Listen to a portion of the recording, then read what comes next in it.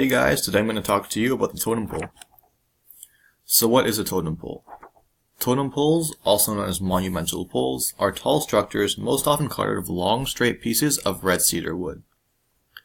Other types of wood can be used, but the red cedars are the most effective as they are the largest and most abundant trees in the area. Totem poles are mostly created by a variety of Northwest Coast indigenous peoples. Some famous totem pole carvers include Mungo Martin, Henry Hunt, Richard Hunt, and Stanley Hunt.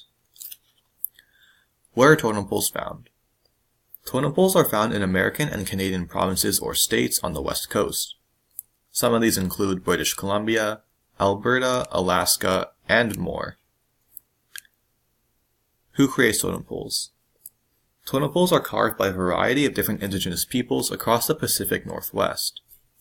These include the Haida, the Nuksalk, the Tsimshian, the Tlingit, the Kwakwaka'wakw, and others.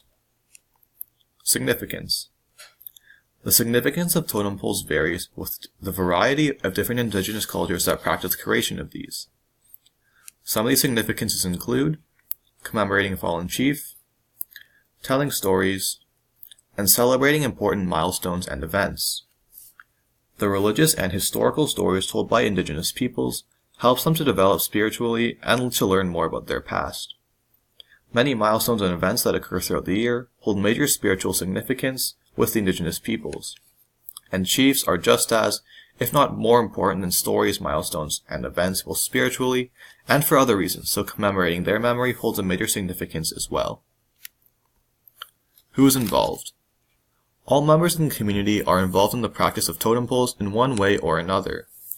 People with the capability will carve the totem poles, and all other members of the community are involved in the totem pole raising ceremony. Beliefs and values.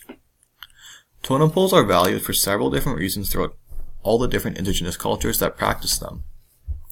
These include their ability of showcasing a family's or an individual's history, being able to recognize a tribe's totem animal, and representing a tribe's ancestors and lineage.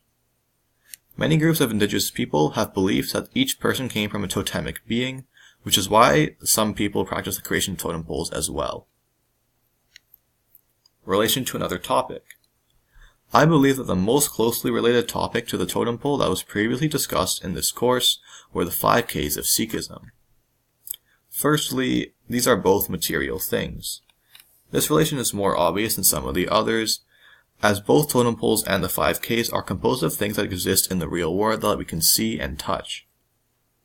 Secondly, both the 5 Ks and totem poles have practical uses. Totem poles are often used as signboards to help direct people and to mark the rights of territory, songs, and dances. For the 5 Ks, the kercha is a piece of clothing that can help keep you warm and cover you up, and the conga is a comb which has the use of combing out a person's hair. Lastly, the totem poles and the 5 Ks are both used to unite their communities.